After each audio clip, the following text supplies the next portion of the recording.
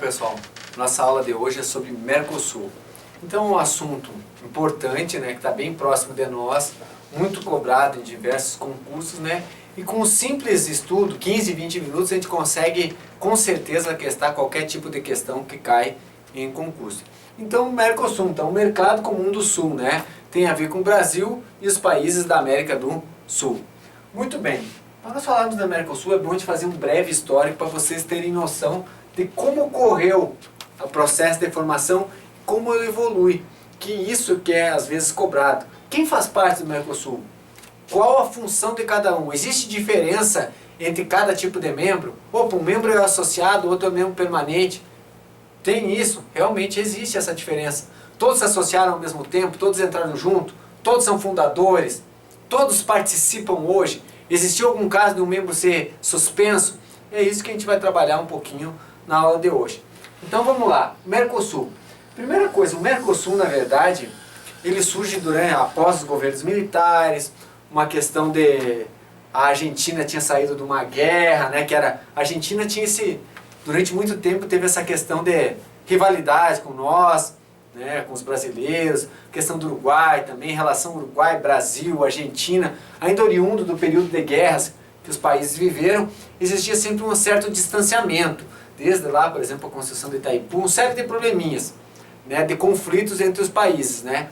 Mas, na década de 80, o então presidente José Sarney, com o presidente Raul Alfonsín da Argentina, resolveram começar uma aproximação.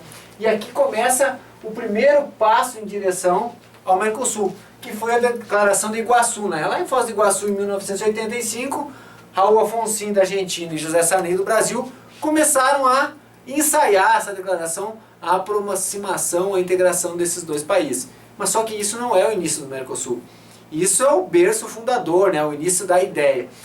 O início do Mercosul é aqui, pessoal, e é isso que vocês têm que gravar. Então o Mercosul surge com o Tratado de Assunção. Isso não está em discussão, você tem que saber. Eu tenho que saber que o Mercosul surge aqui, ó. Tratado de Assunção, lá no Paraguai, é óbvio, né? 1991. Lembram aqui que eu falei agora há pouco? A Declaração de Iguaçu tinha dois países, Brasil e Argentina. Eles deram como primeiro passo. Lá em 1991, com a adesão, quando foi assinado o Tratado de Assunção, aderiu-se o Uruguai e o Paraguai. Isso é o início jurídico do Mercosul. Então a validade juridicamente legal do Mercosul é o Tratado de Assunção. E aí vocês têm que saber os 4 países formadores: Brasil, Argentina, Uruguai e Paraguai. Tem que saber quem fundou o Mercosul. Esses 4 países que eu falei agora, no ano de 1991, né, com o Tratado de Assunção. Isso é a chave, pessoal. Isso é o início do Mercosul. Isso eu tenho que saber. Tratado de Assunção. Após isso, pessoal, surgiram alguns avanços, né? Eu vou passar para vocês um breve histórico. Então, Tratado de Iguaçu, em 1985, Brasil e Argentina começam a aproximar. Raul Alfonsín e Sarney. 1991, surgimento do Mercosul. Fundamento jurídico, né? Brasil, Argentina, Uruguai e Paraguai. Países fundadores, países membros fundadores. Protocolo de Ouro Preto. Então, já aqui em Minas Gerais, olhem bem, isso foi em 91.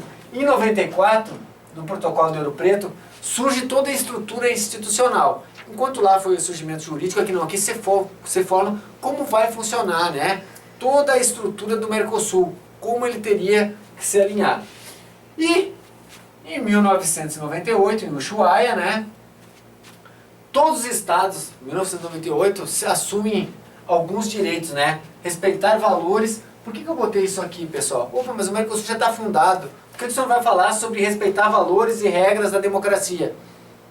Nós não vivemos uma democracia? Vivemos. Mas era justamente para garantir que todos os países que estivessem no Mercosul respeitassem princípios básicos, valores e democracia representativa.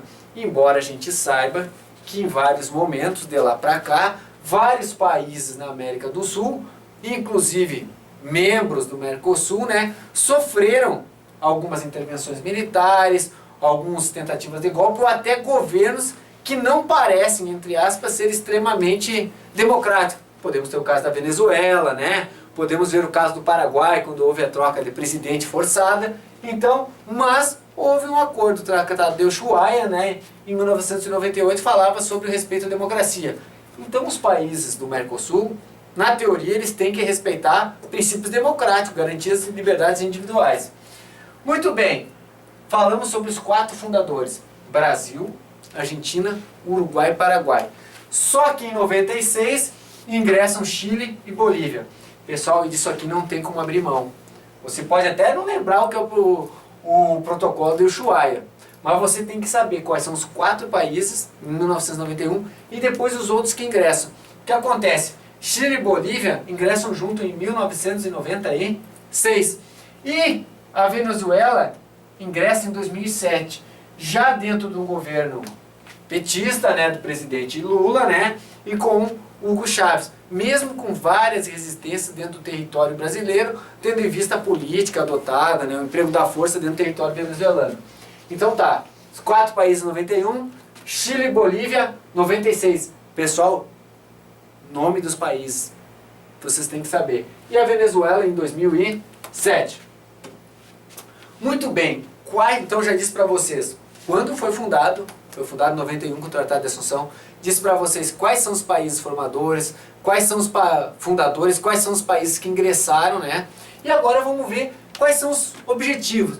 E eu trago para vocês aqui, pessoal, os 2 principais grandes, né, os grandes eixos de pensamento, de interesse na formação do Mercosul. Então vamos lá. E isso aqui, pessoal, também não está em discussão. Eu tenho que saber o que é principal vontade na criação do Mercosul era criar uma zona de livre comércio. Mas o que é uma zona de livre comércio? Bom, primeiro tem que saber que existia interesse, existe como objetivo criar essa zona de livre comércio. O que é essa zona de livre comércio? Eliminar barreiras. Que tipo de barreira? Impostos, né? A fiscalização demorada, complicações alfandegárias, né? Então eu tenho que saber, pessoal, o que é a zona de livre comércio? Eliminação de barreiras, circulação de mercadorias. Olhem bem, pessoal, e aqui eu quero que vocês gravem isso aqui. Essa zona de livre comércio é a eliminação de quê? De barreiras, mas a circulação de mercadorias. Nós não estamos no mesmo patamar da União Europeia, onde existe circulação de mercadorias, pessoas, de exército integrado, união monetária, moeda integral. Nada disso. O Mercosul está em alguns níveis abaixo. O Mercosul prevê zona de livre comércio. O que é uma zona de livre comércio? Eliminação de barreiras à livre circulação de mercadorias.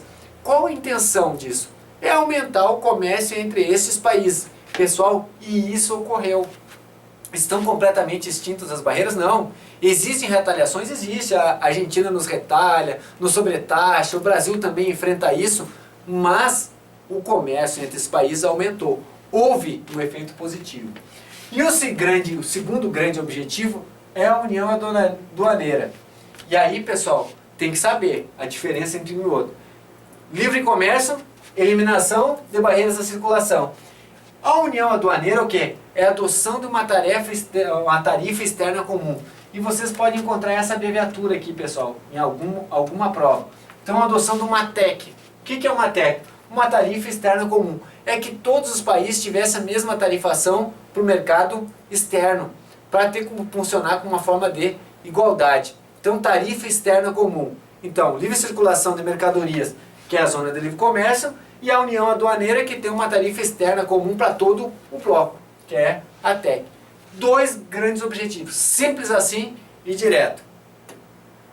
Muito bem, aqui eu peguei para vocês, pessoal, o que é o Mercosul, né?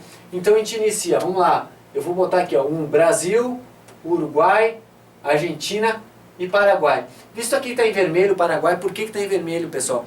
Porque o Paraguai ele foi suspenso durante um período. Essa suspensão já não existe mais. Poderíamos até riscar, mas ele ficou suspenso até 2003, na época da deposição do presidente paraguaio Lugo, né, o bispo.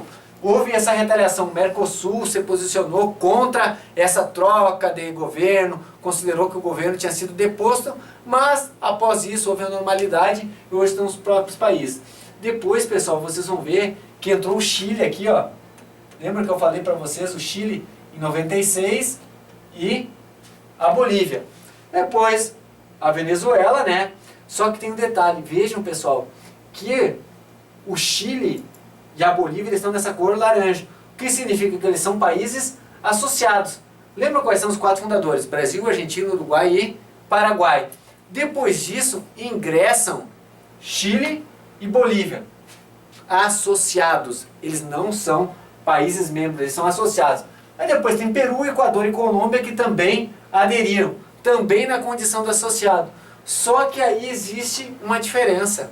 Embora a Venezuela tenha se inserido só em 2007, ela é considerada como um país membro, não associado.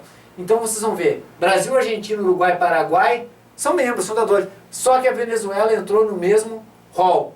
Ligação política do governo Lula com o governo, então o governo Hugo Chávez. E os demais países são países associados. Tanto Chile, Bolívia, Peru e Equador. Visto que ficou fora só os países aqui da colonização inglesa, francesa e holandesa, né? Guiana e Suriname, as Guianas e o Suriname. Esses 3 países não fazem parte hoje do Mercosul.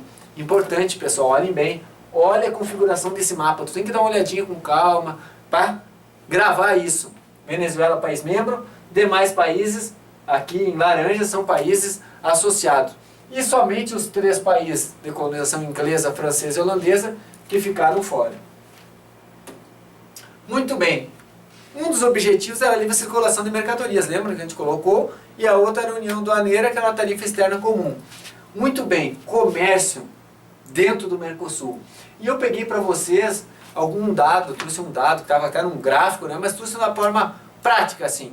Então, como funcionou, como se comportou as exportações dentro do próprio bloco? Então, as exportações entre os países. Pessoal, olhem bem, em 1990, as exportações intrabloco, o que é intrabloco? Dentro do Mercosul, equivaliam a 4,1 bilhões de dólares. Isso em 90, um ano antes de iniciar o Mercosul. Então, exportações dentro do bloco, 4,1. Quando a gente chega em 2010, então com todo aquele bloco consolidado, as exportações atingem o valor de 44 bilhões de dólares. Pessoal, significa 10 vezes mais.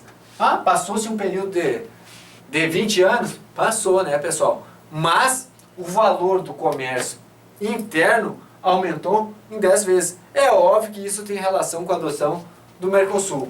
Outro detalhezinho, né, pessoal? O Mercosul é um bloco importante, tem influência, mas lembrando, o Mercosul, 62% do PIB, então, mais de 60% do PIB do Mercosul é o Brasil. Então, se o Brasil for mal, o Mercosul vai mal. Então, nós temos como 2 principais, inicialmente, né, Brasil e Argentina. E aí, aqueles estados mais pequenos, como Uruguai e Paraguai. É óbvio que hoje nós temos a Venezuela com a produção do petróleo, o Chile com a produção industrial. Mas, mesmo assim, está aqui. Então, vamos ver como isso pode ser cobrado na prática. Lembrando, o enfoque é o que é o Mercosul, quais são os objetivos e quem faz parte. Essa é a ideia quando a gente fala em Mercosul. Muito bem, uma questão da SpaceX, pessoal, de 2011, que retrata perfeitamente o que é o Mercosul. Então ele fala, com relação ao mercado do Sul, podemos afirmar que, muito bem, então vamos para a afirmativa número 1. A aproximação geopolítica entre Brasil e Argentina, que representou uma ruptura com a tradição de rivalidade das relações entre esses 2 países, foi fator determinante para o seu surgimento. Opa, pessoal, lembra que eu falei que a relação, a fundação do Mercosul, ela tem origem lá no tratado, lá lá em Iguaçu, né, o Acordo de Iguaçu, em 1985, quando Raul Alfonsín da Argentina e José Sarney do Brasil resolveram se integrar e deixar de lado todas aquelas diferenças que vinham do período militar ou até mesmo antes, né, do período de guerra. Então o Brasil e a Argentina sempre tiveram essa rivalidade. E com o Mercosul eles começam a realizar essa aproximação. Então realmente isso aqui é verdadeiro. Houve uma aproximação entre Brasil e Argentina. Então a número 1 é verdadeiro. Foi assim que eu iniciei a aula, pessoal, falando sobre a aproximação entre esses 2. Então a 1 é verdadeira. Se a 1 é verdadeira, eu já posso riscar a letra D e a letra E. Já não tem o número 1. 2. O Tratado de Assunção de 1991. Opa, isso aqui está certo. Tratado de Assunção de 1991. Constitui formal e juridicamente Opa, constituiu formal juridicamente. Ok, foi aí que foi criado o Mercosul juridicamente, eu falei isso para vocês. Ele contou, além do Brasil e da Argentina, ok, que já está aqui, com a participação do Paraguai, ok, e do Chile, não é do Chile. Lembram quem fundou? Uruguai. E esses são os países membros. O Chile só vai entrar em 96 como um país associado. Vira um detalhe, pessoal. Ele começa toda a questão correta, falando o nome do tratado, o ano, qual o objetivo do tratado, falou que além do Brasil e da Argentina tinha o Paraguai, só que não é o Chile, é o Uruguai. Então, esse aqui está falso. Então, eu vou riscar onde tem o número 2. Opa, se eu riscar o 2, eu já tenho a resposta, pessoal. Com as duas primeiras alternativas, eu chego na resposta, mato a questão e vou embora. Mas vamos conferir, né? 3. A zona de livre comércio estabelecida entre os países membros, opa, um dos objetivos é o livre comércio, lembra? Um dos objetivos é a livre circulação de mercadorias. Implica na adoção de uma tarifa externa comum pelos seus integrantes. Pessoal, também é uma verdade. Existe o objetivo de fazer uma tarifa externa comum, só que não é com o livre comércio, é com a União Aduaneira. Então isso aqui teria que ser o quê? União Aduaneira. Então ele coloca duas verdades, mistura e induz ao erro. A União Aduaneira, que fala em tarifa externa comum. Vou mostrar aqui para vocês. Vamos voltar aqui. E vai estar aqui, ó, pessoal. União Aduaneira, que é tarifa externa comum. E livre comércio é circulação de mercadorias. Visto como eles colocaram os dois grandes objetivos do Mercosul, os dois corretos, só que confundiram. Então, quando fala em TEC, tarifa externa comum, é União Aduaneira. Então, essa aqui é falsa. Então, novamente, onde tivesse 3, você iria eliminar, ó.